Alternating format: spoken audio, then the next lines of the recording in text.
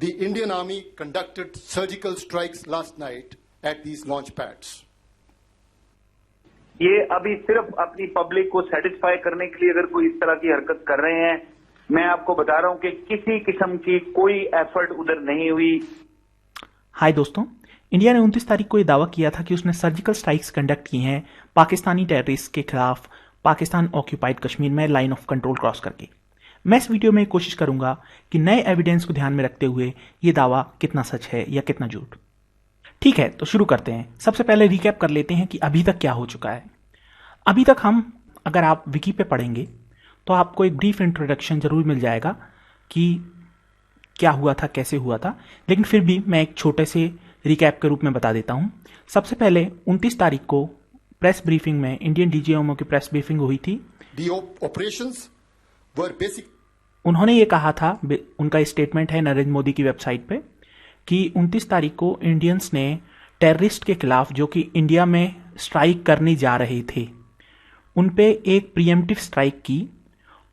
Indian media ने इसको दूसरी तरीके से देखा, लेकिन इंडिया का ऑफिशियल वर्जन यही था कि यह प्रीएम्प्टिव स्ट्राइक है और टेररिस्ट कैंप के खिलाफ है जिन पे स्ट्राइक करके इंडियन आर्मी ने सिग्निफिकेंट कैजुअलिटीज कॉज की, और ना ही टेररिस्ट बल्कि those providing support to terrorists, मतलब कि पाकिस्तान आर्मी के भी कुछ जवानों को मारा।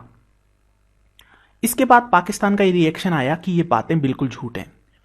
उसके बाद पाकिस्तान आर्मी का रिस्पॉन्स आया। यहां पर आप देख सकते हैं पाकिस्तानी न्यूज़पेपर एक्सप्रेस ट्रिब्यून ने हेडलाइन लगाई है, सर्जिकल फास्ट blows up in India's face. Surgical strike का धोखा इंडिया के मुंह पे जा पड़ा। यहां पर आईएसपीआर के स्पोक्स पर्सन आसिम बाजवा ने कहा है, we denied there is no such thing on the ground, there is just incident of firing last night which we responded to.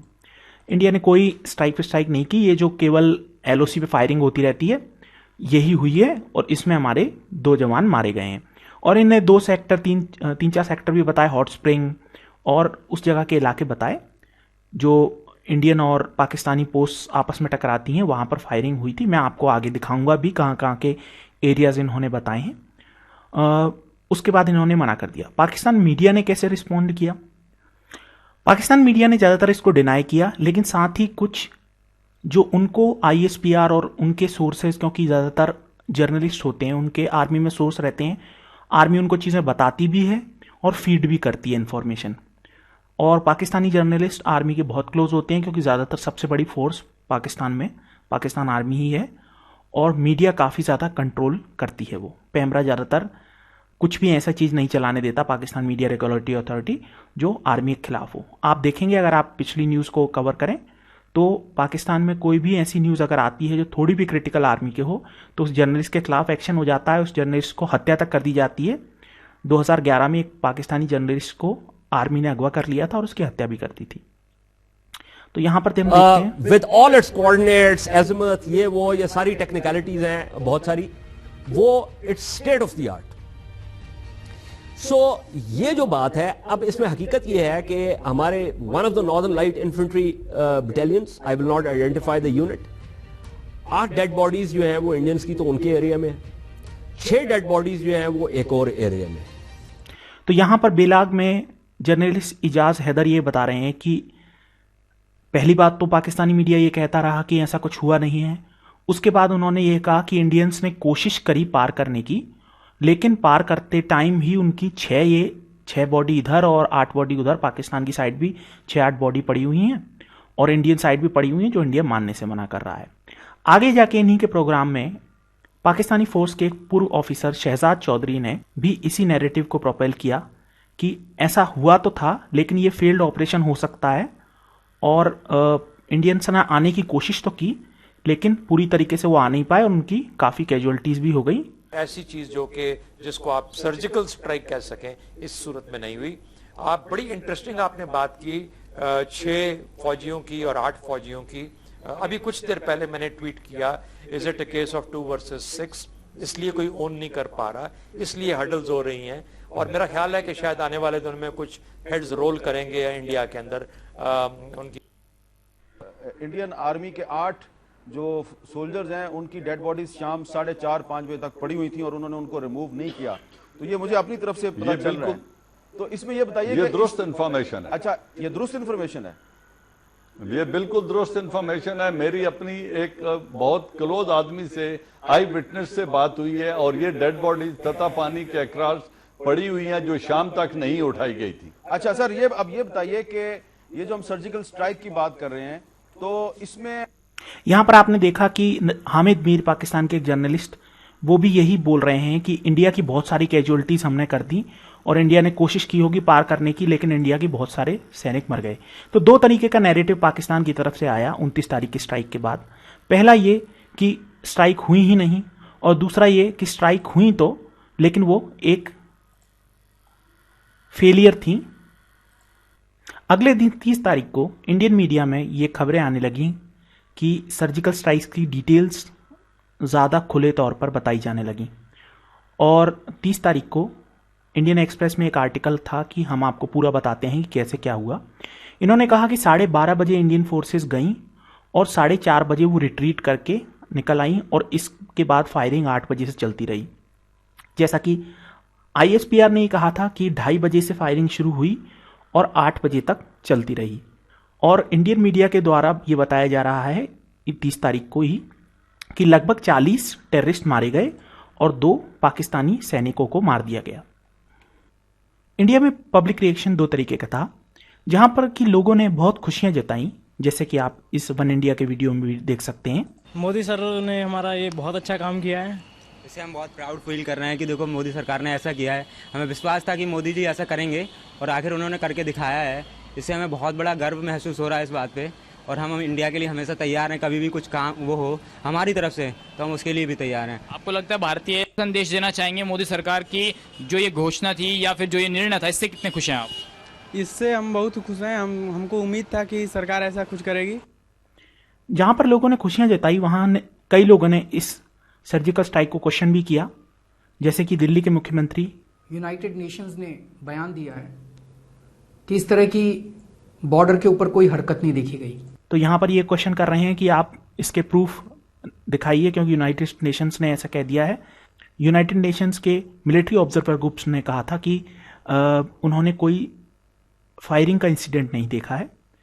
तो फायरिंग तो होगी ही नहीं, वो तो बॉर्डर के पार जाके फायरिंग होगी, और इंडियन साइड उनको, मिलिट्री ऑब्जर्वर ग्रुप को इतनी आसानी से लिया भी नहीं जाता।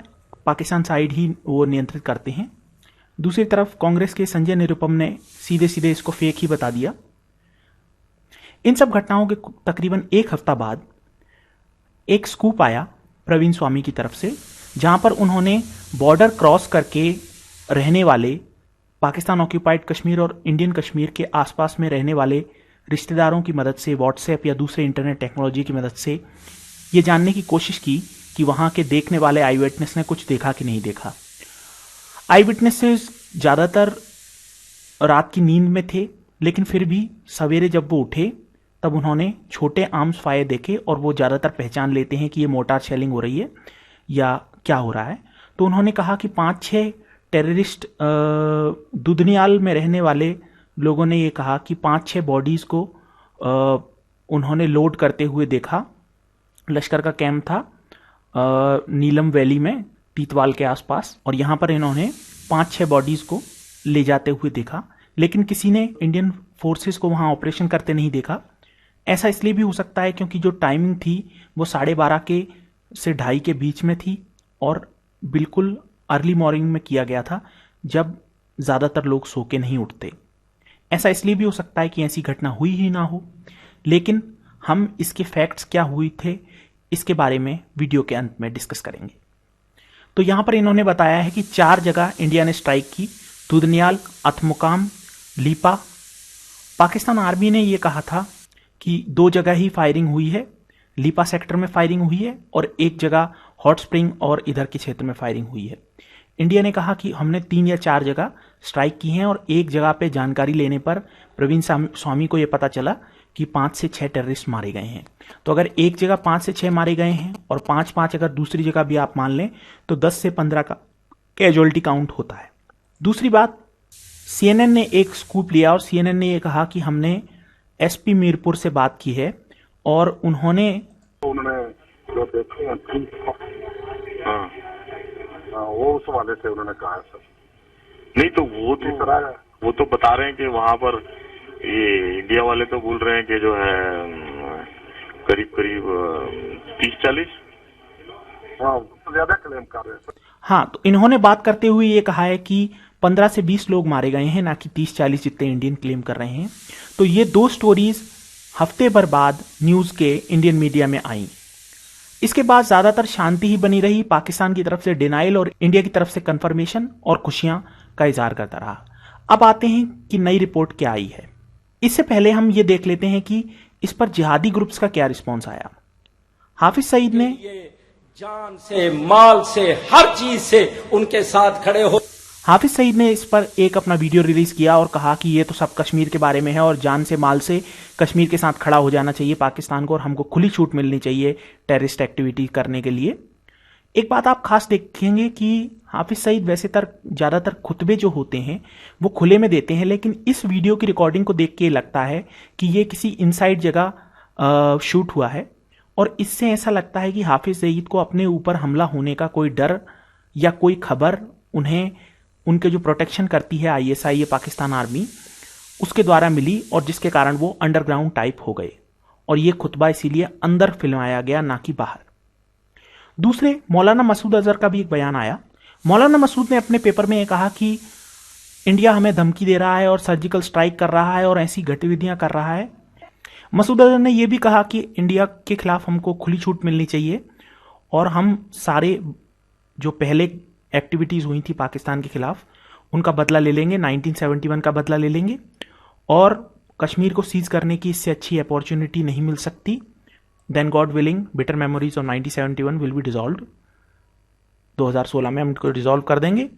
और आप देखेंगे कि इन्होंने ये भी कहा है कि कश्मीर जिहाद के बाद इंडिया बहुत कमजोर पड़ गया और हमको दोबारा जिहाद का मौका मिलना चाहिए। अब इनके बाद आ जाते हैं कि BBC ने क्या स्टोरी दी थी, क्योंकि नया जो स्कूप आया है वो 23 अक्टूबर 2016 को M इलियास खान ने दिया है। इसको जानने के लिए हम ये देखते हैं कि इलियास खान ने पहले क्या कहा था।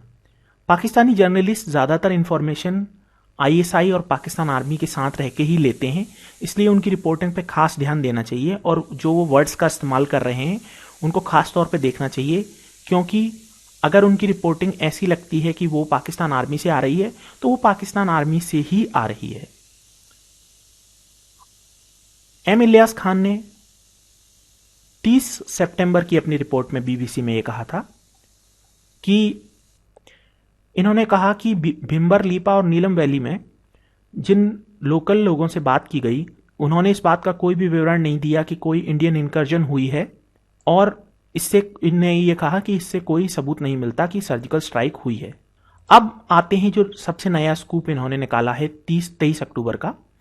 इसमें इन्होंने कहा है कि नई जो इनको जानकारी मिली है, पाकिस्तान साइड के पुलिस ऑफिशियल्स ने यह कहा है प्राइवेटली कि ऐसा ग्राउंड असॉल्ट जरूर हुआ था और ये तितरी नोट रीजन में पूंछ सेक्टर के श्रीनगर के वेस्ट में है, जो वहां पाकिस्तानी पोस्ट को डिस्ट्रॉय कर दिया गया और एक सोल्जर को किल कर दिया गया। लीपा वैली में सोल्जर से बात करते हुए इन्होंने ये कहा है कि 5 से 8 बजे के बीच इंडियंस ने LOC क्रॉस करके अपनी जो गन्स थी वो हायर माउंटेन्स पे लगा ली और वहां से पाकिस्तानी पोस्ट को डिस्ट्रॉय कर दिया और जिसमें 4 पाकिस्तानी सोल्जर्स को जख्मी कर दिया गया। टाइमलाइन में आप देखिए अंतर काफी ज्यादा दिख रहा है। इंडियंस ने ये कहा था 12 बजे से 2:30 या 4:30 के बीच में हमने कंप्लीट कर लिया था।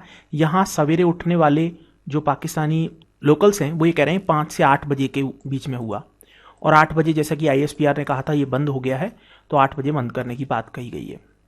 दूधनियाल में कहा गया है जहां पर कि इंडियन एक्सप्रेस के स्कूप ने यह बताया था कि 5 टेररिस्टों को मार दिया गया। वहां की एक सोल्जर के डेथ की खबर की BBC पुष्टि नहीं कर सकता, लेकिन इंडियंस आए जरूर थे, लेकिन they were beaten back by the Pakistanis. अब ये आई विटनेस से बात करने की बात कर रहे हैं अली अकबर। ये मुंदाकाली विलेज लीपा वैली में रहते हैं। इनसे BBC के संवाददाता M इलियास ने बात की है। ये कह रहे हैं मैं 4:30 बजे उठता हूं, मेरे को सवेरे सवेरे स्मॉल आर्म्स की फायर लगभग 100 राउंड की मैंने सुनी और कुछ मिनट बाद मैंने देखा कि 4 बॉम्ब मोर्टार बॉम्ब विलेज पे पड़े। टाइमलाइन देख लीजिए, 4:30 बजे की बात कर रहे हैं ये। और जब इनको ज्यादातर ये सब सुनाई देने लगा तो ये अपने बंकर में चले गए। यहां पर ये कह रहे हैं कि इन्होंने बॉर्डर क्रॉस कर लिया इनको बॉर्डर क्रॉस कर लिया था और उन्होंने अपनी एक ऊंचाई पर अपनी गन सिचुएट कर ली और वहां से इन्होंने फायरिंग की। फायरिंग 6 बजे तक चली और ये अपने बेसमेंट में 10 बजे तक रहे। इन्होंने ये कहा है कि वहां पर वो रहे, इन्होंने पोस्ट पे आके हमला नहीं किया जहां पर लोकल कंपनी का हेडक्वार्टर था, वो आसानी से आ सकते थे लेकिन हमला नहीं किया। यहां पर इनका आप नैरेटिव देखेंगे, ये इंडियन आर्मी को एक कमजोर रूप में दिखा रहे हैं और ऐसा लग रहा है कि ये आप अगर पढ़ेंगे और समझेंगे पाकिस्तान आर्मी की थिंकिंग के बारे में तो वे समझते हैं कि इंडियन आर्मी कावड़ों से बनी है, वो कमजोर हैं, वो कायर हिंदू हैं, इसीलिए उनको आसानी से मार जा सकता है और वो कायर हिंदू पाकिस्तान आर्मी का कुछ नुकसान नहीं कर सकते। यहां पर भी थोड़ा थोड़ा उसी नैरेटिव की झलकियां दिख रही हैं और इससे ये लगता है कि या तो ये व्यक्ति जो बोल रहा है इसको सिखाया गया है कि नैरेटिव थोड़ा चेंज करने के लिए ऐसी बात की जाए, या फिर इसने जो बात पूछी है अपनी, ऐसा भी हो सकता है कि इसने जो अपनी बात पूछी है वो किसी सोल्जर से या आसपास रहने वाले किसी सिपाही से पूछी हो। इनने आगे कहा है कि 5 बजे इंडियन सोल्जर्स ने फायरिंग खोली और इन्होंने एक मस्जिद को उड़ा दिया। एक और बात, इंडियन रिपोर्ट्स में शुरुआत में आया था कि उन्होंने कम्युनिकेशन जैम कर दिया था, तो उसको भी यहां कंफर्म किया गया है कि their communication system were paralysed for some time, जिससे वो दूसरी जगह खबर नहीं दे पाए। फिर इन्होंने कहा है कि पाकिस्तानी ने बहुत जल्दी ही रिस्पॉन्स करना शुरू कर दिया और सारे के सारे जो इंडियंस इधर आ गए थे उनको वापस उनकी गन्स को LOC के पार भेज दिया। एक ऑफिशियल से बात करते हुए उन्होंने कहा कि जैसे ही वो उनको देखा गया इंडियन फोर्सेस को पाकिस्तानी एरिया में, तो पाकिस्तान के फायर से डर के वो तुरंत अपने बंकरों में दौड़ के भागे चूहों की तरह, है ना। उसके बाद इन्होंने कहा है कि पूंछ, कोटली और भिंबर में लगभग कम या ज्यादा यही स्टोरी रही कि इंडियन फोर्सेस आई और उन्होंने फायरिंग करनी शुरू कर दी टॉप ऑफ द हिल से, और फिर जब उन्होंने ताकतवर पाकिस्तानी रिस्पॉन्स को देखा तो वो ऐसे डर के चूहों की तरह भाग गए। इन्होंने किसी भी मिलिटेंट को मरने की पुष्टि नहीं की है। यह जरूर कहा है कि जो दुधनियाल में रहने वाले कुछ लोगों ने 2-3 डैमेज स्ट्रक्चर्स देखे थे पाकिस्तानी पोस्ट के नियर, लेकिन इससे ज्यादा वो कुछ नहीं देख पाए। मिलिट्री से पूछा गया तो उन्होंने जवाब देने से मना कर दिया। अब इससे हम क्या क्या कंक्लूजन ड्रॉ कर सकते हैं? पहला कंक्लूजन तो यह हो सकता है कि 29 सितंबर को स्ट्राइक हुई थी।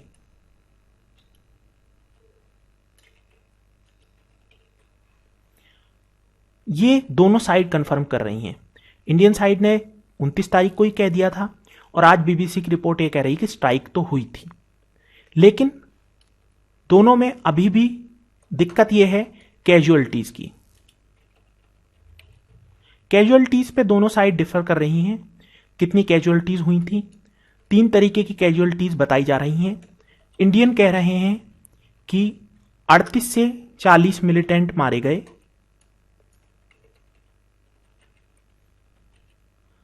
और 2 पाकिस्तान आर्मी के सैनिक मारे गए। इंडियन एक्सप्रेस के प्रवीण स्वामी कह रहे हैं कि 4 सेक्टर में फायरिंग हुई, जहां पे इनको 1 सेक्टर का कंफर्मेशन मिला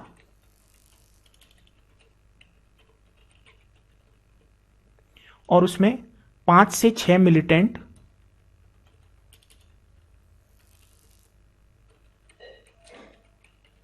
मारे गए। IBN 7 ने यह कहा है, मीरपुर SP से बात करते हुए उन्होंने कहा कि 15 से 20 टेररिस्ट मारे गए।